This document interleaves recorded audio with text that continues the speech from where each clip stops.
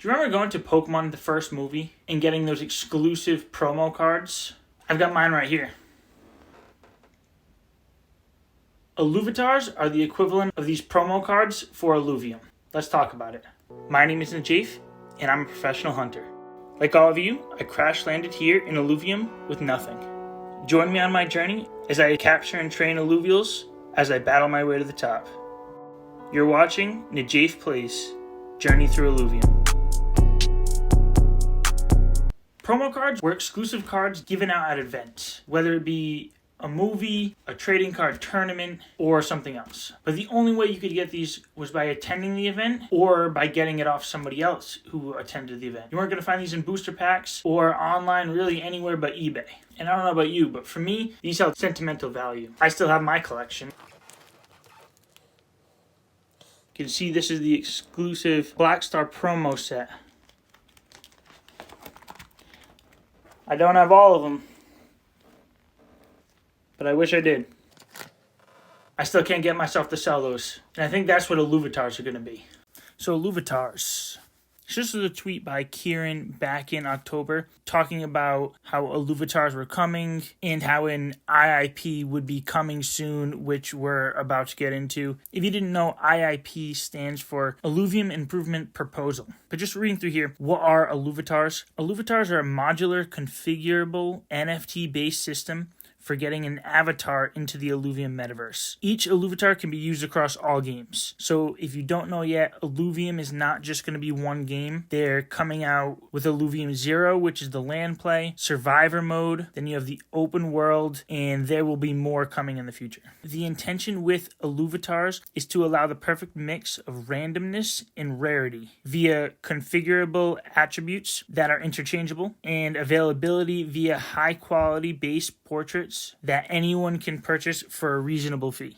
So this is the IIP proposed by Kieran Warwick, who is one of the co-founders. So I'm not going to read this again. This summary is just what I said on that last page. But these are basically avatars to be used within the Illuvium game, in the Illuvium universe. And then getting into the overview, we have the Illuvatar components. Each Illuvatar is composed of two distinct parts which combine together to make a final image. This image can be made up of many NFTs as we allow one NFT component per accessory category. And we're about to get into what that means. Let's take a closer look at what the Genesis set looks like. We know there'll be 15, and here's what we have so far. So just quickly, these are all the avatars that I could find, and you can see the artwork here is amazing. I'm really liking this Atlas and a few of these other ones down here, but I think they look amazing, and I really can't wait to get my hands on some. Illuvatar pricing. So this is just for the base image. What you're looking at is 6 different options for your Illuvatars, one being free, and then bronze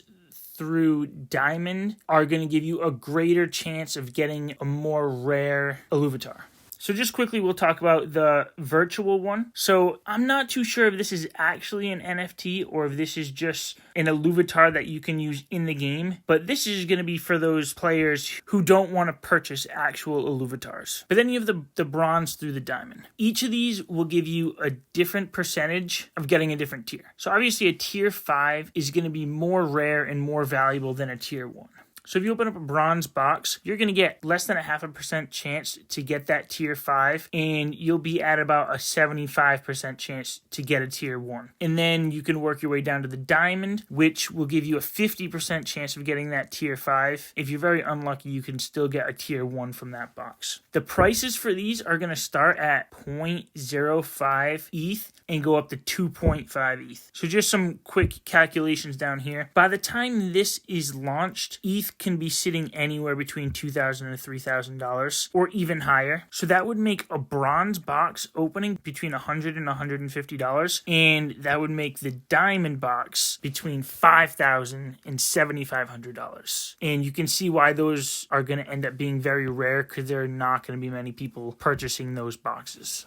If you're going to be picking up some Illuvatars, then smash that like button. Leave a comment down below which one you really want to get. Here you can see that there will be 4 accessory types. You got your head, your eyes, your body, and your mouth. And this is just one example. I don't know the name of this Illuvial off the top of my head. But you can see for the eyes, he's got these glasses over here. So you can actually buy accessory boxes. The accessory boxes will give you an accessory for the head, the eyes, the body, or the mouth. Now, there's a couple ways you can go about getting these boxes. You can pay one price, get an accessory randomly from one of the 4 categories, or you can pay double that price to choose which category you want it from. So how I can see this working is you'll have some people who start out doing the random price to get it cheaper, and then say they do 2 random boxes and get head and eyes, then they might choose to do the higher priced one where they know they can pick from the body and then the mouth category. Now, just like the base Illuvatars, there will be tiers in rarity. So again, the more you spend, the better chance you're going to get a tier 5 and a more rare accessory. You can see up here again the calculations in dollars. If you're looking at a bronze box,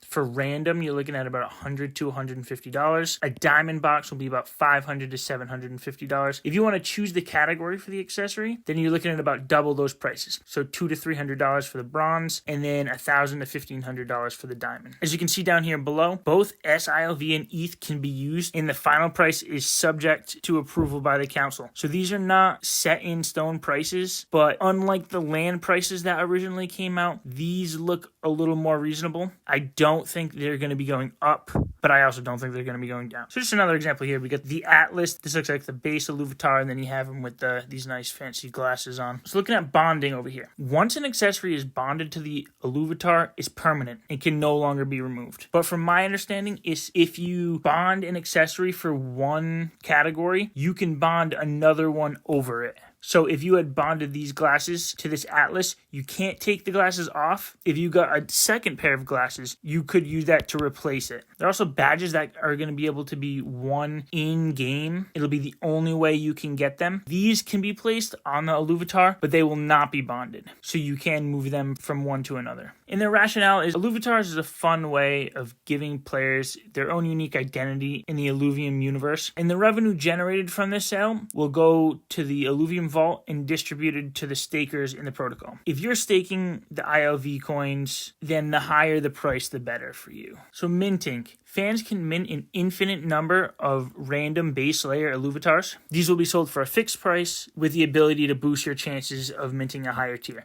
So that's the bronze all the way down to the diamond tier. But that's another thing to think about. There's not a max supply of any of these Illuvatars, but they are only offered for a certain amount of time. And it looks like that time is going to be about 3 months. So you can see in the sets, each set will be available for a limited time. And once a new set is released, the previous ones will never be available again. And you'll have to purchase them from another user on the Illuvadex.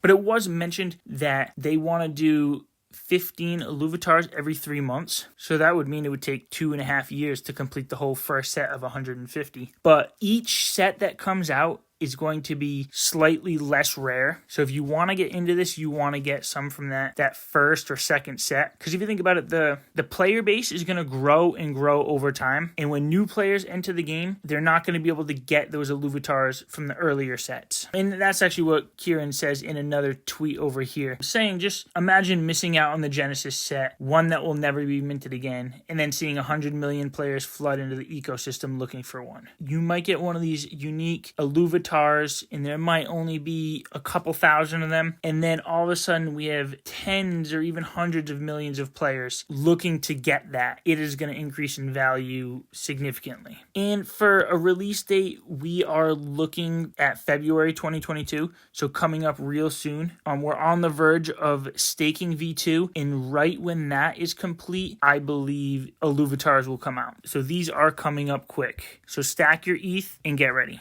All in all, these will be rare and sought-after collectibles. And the longer you hold them, the more value they'll have. Who knows the value they'll have in 10, 15 years from now if Illuvium follows Pokemon's footsteps. As always, thanks for watching, and I'll see you in the next one.